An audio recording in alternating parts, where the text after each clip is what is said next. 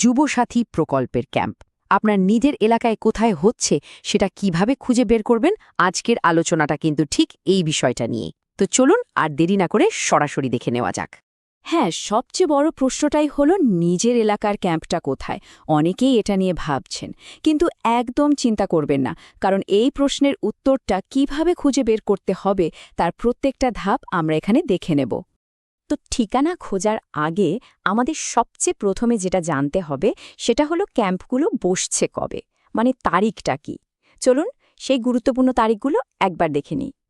দেখুন, যুবসাথী প্রকল্পের ফর্ম জমা দেওয়ার জন্য যে বিশেষ ক্যাম্পগুলো হচ্ছে সেগুলো কিন্তু বিধানসভা অনুযায়ী আলাদা আলাদা জায়গায় হবে। আর এই ক্যাম্পগুলো চলবে ১৬ ফেব্রুয়ারি থেকে ২৬ ফেব্রুয়ারি পর্যন্ত। এই দুটো তারিখ কিন্তু খুব ভালোভাবে মনে রাখতে হবে।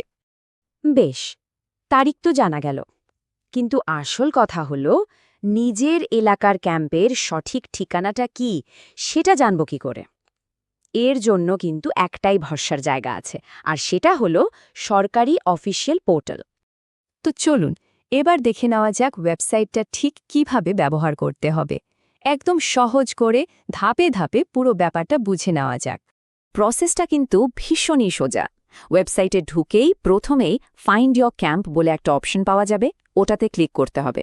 এরপর একটা ড্রপডাউন মেনু আসবে, সেখান থেকে নিজের জেলা বেছে নিতে হবে। জেলার পর আসবে বিধানসভা কেন্দ্র বা অ্যাসেম্বলি কনস্টিটুয়েন্সি সিলেক্ট করার অপশন। আর সবশেষে যদি অপশন থাকে তাহলে নিজের ব্লকটাও বেছে নিতে হবে। ব্যাস, এই কটা ধাপ পেরোলেই ক্যাম্পের ঠিকানা চলে আসবে। চলুন একটা উদাহরণ দিয়ে ব্যাপারটা দেখলে আরও পরিষ্কার হয়ে যাবে। ধরা যাক আমরা পূর্ব বর্ধমান জেলার তথ্য খুঁজছি।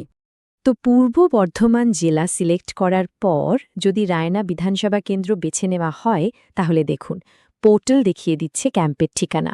ঠিকানাটা হলো রায়না ২ ব্লক প্রাঙ্গণ, কৃষক বাজার, মাধবডি।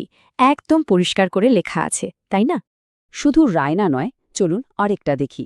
ওই একই জেলার জামালপুর বিধানসভা কেন্দ্রের জন্য ক্যাম্পের ঠিকানা দেখাচ্ছে জামালপুর বিডিও অফিস ক্যাম্পাস। তার মানে এটা থেকে একটা আন্দাজ করা যাচ্ছে যে বেশিরভাগ ক্যাম্প কিন্তু সরকারি অফিস চত্বরেই হতে চলেছে। আচ্ছা, সব কিছু তো খুব সহজ মনে হচ্ছে, কিন্তু ওয়েবসাইটটা ব্যবহার করার সময় কয়েকটা জিনিস একটু মাথায় রাখতে হবে, কারণ কিছু ছোটখাটো সমস্যা হলেও হতে পারে। চলুন সেই দিকগুলো নিয়েও কথা বলা যাক।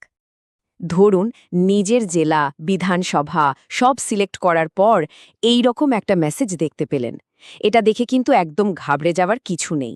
এর মানে শুধু একটাই, ওই এলাকার ক্যাম্পের তথ্য এখনও আপলোড করা হয়নি, কাজ চলছে, তাই একটু অপেক্ষা করে পরে আবার চেক করতে হবে। এখানে আরেকটা খুব জরুরি বিষয় আছে, যেটা নিয়ে একটু কনফিউশন হতে পারে। ওয়েবসাইটে ক্যাম্প শুরুর তারিখ কিন্তু ১৫ ফেব্রুয়ারি দেখানো হচ্ছে, কিন্তু মজার ব্যাপার হলো ১৫ ফেব্রুয়ারি কিন্তু সরস্বতী পুজোর ছুটি। তাই আসলে ক্যাম্পগুলো শুরু হবে তার পরের দিন, অর্থাৎ ১৬ ফেব্রুয়ারি থেকে। এই ব্যাপারটা মাথায় রাখতে হবে।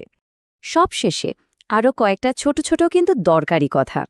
প্রথমত, ওয়েবসাইটটা কিন্তু এখনও আপডেট হচ্ছে, তাই আজ তথ্য না পেলে কাল আবার দেখতে হবে।